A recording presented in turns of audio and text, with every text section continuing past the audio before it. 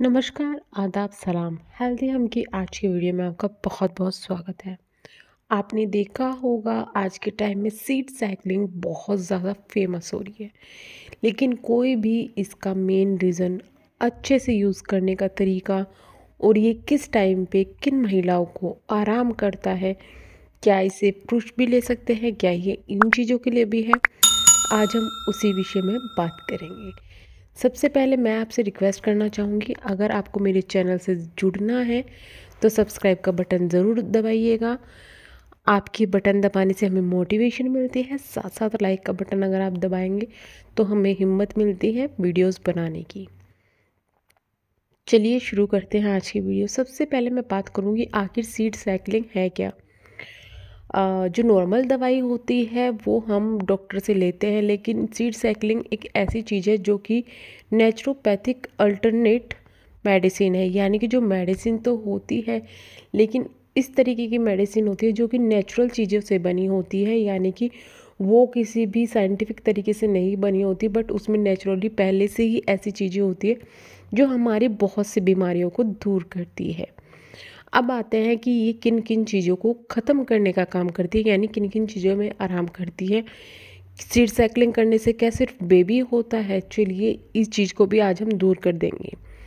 PCOD जिन्हें है, PCOS जिन्हें है, इनरेगुलर पीरियड जिन्हें है, पीरियड की प्रॉब्लम जिन्हें है, यानी कि कोई भी प्रॉब्लम जैसे कि बहुत ज़्यादा दर्द होना या ऐसी कुछ, एक्ने पिंपल जिन्हें बहुत आते हैं, साथ साथ हार्मोनल इम्बैलेंस जिन्हें है, उन महिलाओं को सीड साइक्लिंग करनी चाहिए। सीड साइक्लिंग इन चीज़ों को दूर करने का काम करता है, जिससे कि आपको प्रेगनेंसी कंसीव करने में मदद मिलती है। यानी कि ऐसा कुछ भी नहीं है कि सीड साइक्लिंग करने से आपको बेबी होगा ही होगा। अगर ये आपको ये सब प्रॉब्लम है, सीड साइक्लिंग से वो दूर हो जाएगी और आपको बेबी कंसीव करने में मदद मिलेगी। फिर आते हैं, क्या इसका कोई साइंटिफिक प्रूफ है? नहीं, इसका कोई साइंटिफिक प्रूफ नहीं है, लेकिन जैसे कि इंटरनेट पे देखा गया है और मैंने नॉर्मली भी देखा है कि बहुत सारी महिला को हार्मोनल इम्बैलेंस ठीक करने के काम में आया है। तो ये आप यूज़ करके देख सकते हैं। वैसे इन चीज़ों का कोई साइड इफ़ेक्ट नहीं है, तो इसलिए आप इसको यूज़ करके देख सकते हैं। ये जो चीज़ें होती हैं इनमें गुड फैटी एसिड होता है जो वुमेन की हेल्थ को बैलेंस करने का काम होता है, इसलिए इसमें कोई भी आपको साइड इफ़ेक्ट नहीं होता। अब कहते हैं कि इसमें क्या क्या है और आपको किस तरीके से इसे यूज़ करना है। 4 जो सीड्स आते हैं उनमें मेनली ये हैं।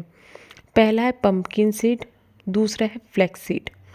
अब बात करेंगे पहले इन दोनों की, आपको किस तरीके से होता है। इनमें दोनों में ही एस्ट्रोजन हार्मोन बैलेंस करने की क्षमता होती है, जो कि आपके पीरियड के स्टार्टिंग से, यानी कि जिस दिन आपका पीरियड शुरू हो रहा है उससे 14 दिन तक, जब तक आपका ओव्यूलेशन ना हो, जब तक आपको यूज़ करना है। याद रखिए, पीरियड शुरू होने के 14 दिन तक। उसके बाद आपको इसको छोड़ देना है और आपको यूज़ करना है सफ़ेद तिल और सनफ्लावर सीड, जो आपके ओव्यूलेशन पीरियड के स्टार्टिंग से लेके आपका जो है, जब आपको एग बन के फर्टिलाइज होता है, इम्प्लांट होता है, उस टाइम पे आपको ये लेना है। तब आपको ये 2 सीड लेने हैं, सनफ्लावर से और सफ़ेद तिल, और उससे पहले आपको जो पम्पकिन और फ्लैक्स सीड लेने हैं। तो ये दोनों आपको लेने हैं। अब आते हैं कि ये दोनों किस तरीके से लेने हैं। उनको आपको करना है रोस्ट नहीं करके। अगर आपको उनको ग्राइंड करें, यानी कि ऐसा ना करें कि उठाया और खा लिया, ऐसा बिल्कुल ना करें। आप उनको ग्राइंड कर लें अच्छे से, और सेम क्वांटिटी में आप इनको ग्राइंड करके रख लीजिएगा। एक एक चम्मच अलग अलग इनकी रखिएगा। जैसे पम्पकिन और फ्लैक्सीड आपको खाने हैं तो एक बोतल में आप पम्पकिन ले सकते हैं, एक बोतल में फ्लैक्सीड, उनको आप ग्राइंड करके रख ले। एक एक चम्मच दोनों की सुबह उठते ही आपको लेनी है, यानी कि खाली पेट आप इसको ले सकते हैं, नाश्ता करने के बाद इसको ले सकते हैं, और इसके बाद में जो है आपको रात को खाने के बाद लेना है। आप समझे? अगर नहीं समझे तो मैं दोबारा बता दूं। एक एक चम्मच आपको लेना है सुबह उठने के बाद और रात को खाने के बाद, यानी कि दोनों टाइम आपको खाने के बाद लेना है।